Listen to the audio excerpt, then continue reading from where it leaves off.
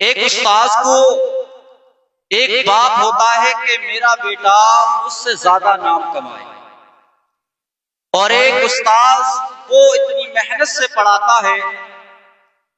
اتنی کوششیں کرتا ہے، اس کے ذہن میں دل میں یہی خیال ہوتا ہے کہ میرا شاگرد جو ہے اپنا نام روشن کرے۔ حضرات، ایک ماں باپ کو بھی بہت زیادہ خوشی ہوتی ہے اور ایک استاذ کو بھی بہت زیادہ خوشی ہوتی ہے، اور ایک علم کی ایسی روشنی ہے کہ حضرات محترم کے علم جو ہے نہ گھٹتا ہے نہ کسی کے مٹانے سے مٹتا ہے، بلکہ حضرات علم وہ نور ہے کہ جو بھی آتا ہے حضرات وہ خود روشن ہو جاتا ہے، اور اس کے چراغ میں کوئی بھی کمی نہیں آتی اور اضافہ ہوتا ہے۔ حضرات، جیسے کہ میں نے جمعے میں بتایا، یہ قرآن کیا ہے؟ اللہ تعالیٰ فرمائے گا قیامت کا دن ہوگا، فرشتوں سے فرمائے گا اے فرشتوں ان لوگوں کو لے کے آؤ جو دنیا میں رہ کر قرآن سے محبت کیا کرتے تھے، جو قرآن کی تلاوت کیا کرتے تھے۔ فرشتے عرض کریں گے مولا اے رب العالمین، اے خالق کائنات، ان کی پہچان کیا ہے؟ حضرات دیکھیں، جو قرآن سے محبت کرتے ہیں، جو قرآن کو سینے سے لگاتے ہیں، فرشتے عرض کریں گے مولا ان کی پہچان کیا ہے؟ اللہ فرمائے گا اے میرے فرشتوں جاؤ، جن کے منہ سے مشک و عنبر کی خوشبو آ رہی ہے وہی قرآن والے ہیں، وہی قرآن والے ہیں۔ اور حضرات آپ نے سنا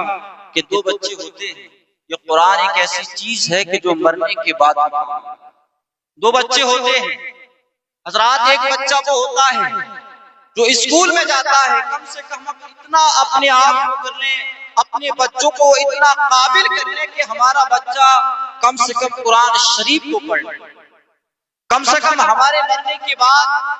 حضرات ہمیں کسی ضرورت نہ پڑے، کسی دوسرے کا کوئی بھروسہ نہیں ہے، لیکن ہمارا بیٹے نے دنیا میں رہ کر قرآن سیکھا ہوگا، ہم نے سکھایا ہوگا، جب ہمارا انتقال ہو جائے گا ہمیں لوگ دفن کر دیں گے، حضرات اس بیٹے کے دل میں خیال آئے گا کہ میرا باپ دفن ہے، میرا باپ اس قبرستان میں دفن ہے، تو حضرات وہ بیٹا قبر پہ جائے گا اور سورہ فاتحہ کی تلاوت کرے گا، سورہ اخلاص کی تلاوت کرے گا۔ حضرات رب قدیر کو وہ رحمان کہہ کے پکارے گا، رحیم کہہ کے پکارے گا۔ اللہ فرمائے گا اے میرے فرشتوں دیکھو یہ قرآن اپنے باپ کی قبر پہ پڑھ رہا ہے، اے فرشتوں تم گواہ ہو جاؤ، میں نے اس کے باپ کی بخشش فرما دی ہے۔ اللہ تعالیٰ جب بیٹا رحمان کہہ کے پکارے گا تو رب قدیر کہے گا فرشتوں مجھے حیا آ رہی ہے کہ جس کا بیٹا مجھے رحمان کہہ کے پکارے میں اس کے باپ کو عذاب کیسے دوں۔ اور حضرات آخری بات، دو بچے ہوتے ہیں، جیسے کہ میں نے جو بتایا حضرات کہ ایک بچہ وہ ہوتا ہے کہ جو اسکول میں پڑھنے کے لیے جاتا ہے، حضرات اسکول میں پڑھنے کے لیے جاتا ہے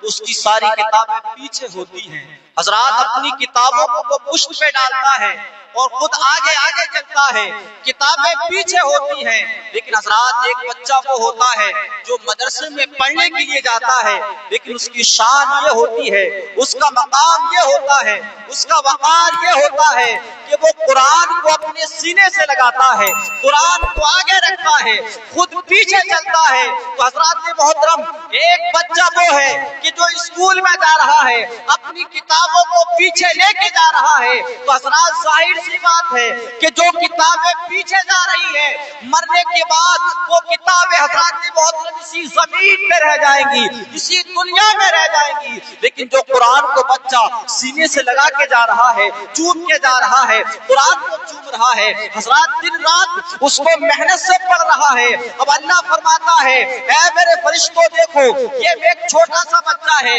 میرا بندہ ہے، اپنے گھر سے نکل رہا ہے، اے فرشتوں تم اپنے پروں کو حاضر کر دو، اب اس کا قدم زمین پہ نہیں رکھا جائے بلکہ تمہارے پروں پہ رکھا جائے۔ اور حضرات یہی قرآن مرنے کے بعد حضرات تمہاری قبر میں آئے گا اور فرشتے منکر نکیر سوال کرنے کے لیے آئیں گے، قرآن کہے گا ذرا جاؤ اسے سوال جواب نہ کرو، تو حضرات وہ قرآن اللہ تعالیٰ کی بارگاہ میں جائے گا، مولا تیرا بندہ تیری بارگاہ میں آ گیا ہے، اپنے اصلی مقام میں آ گیا ہے، اپنے اصلی گھر میں آ گیا ہے، اور فرشتے سوال و جواب کر رہے ہیں، مولا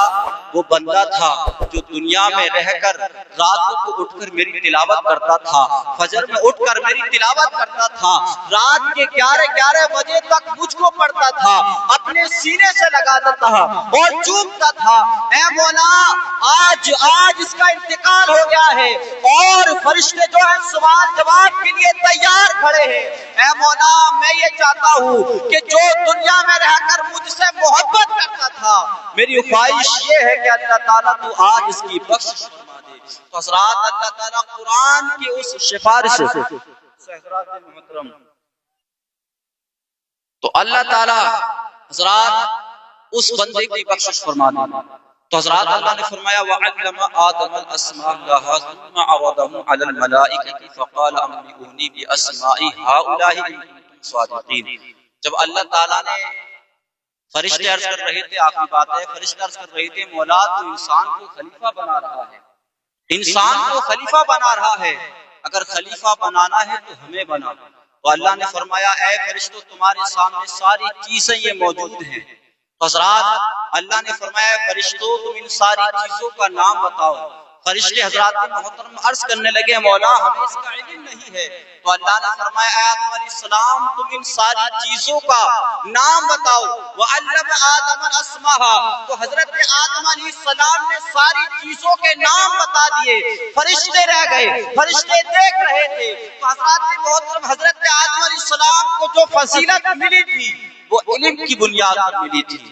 علم کی بنیاد پر حضرت آدم علیہ السلام کو فضیلت ملی تھی۔ حضرات اپنے بچوں کو پڑھائیں، چاہے کہیں بھی پڑھائیں، اور دل میں رضا ہو صرف خدا کی، ہم خدا کے لیے پڑھا رہے ہیں، خدا کی رضا کے لیے پڑھا رہے ہیں، اس کے رسول کے لیے پڑھا رہے ہیں۔ تو حضرات آخری بات یہی ہے کہ ہم اور آپ اللہ تعالیٰ کی بارگاہ میں دعا کریں کہ اللہ تعالیٰ ہم سب کو زیادہ سے زیادہ علم دین سیکھنے سکھانے کی توفیق عطا فرمائے اور قرآن پہ عمل کرنے کی توفیق عطا فرمائے۔ استاذوں کی دعا کیجیے، اگر آپ اپنے ماں باپ کی خدمت کریں گے اور وہ ماں آپ کے لیے دعا کرتے ہیں انشاءاللہ تو اللہ تعالیٰ سمندروں میں بھی راستے بنا دیتا ہے، اور پہچان جو ہوتی ہے وہ استاد سے ہوتی ہے۔ حضرات یہ منبر رسول ہے، باخدا مجھے تقریباً 4 سال ہو چکے ہیں اور شروع سے یہ بچے پڑھ رہے ہیں، اور 8 لڑکے حفظ والے ہیں، اس میں سے 3 مکمل ہو کر اللہ نے چاہا اس میں سے ایک بچہ حافظ ہونے انشاءاللہ اس سال سے، اور اللہ نے چاہا اگلے سال کو 2 اور 3 انشاءاللہ 2 یا 3 اور بچے نکل جائیں گے اگر ہم اور آپ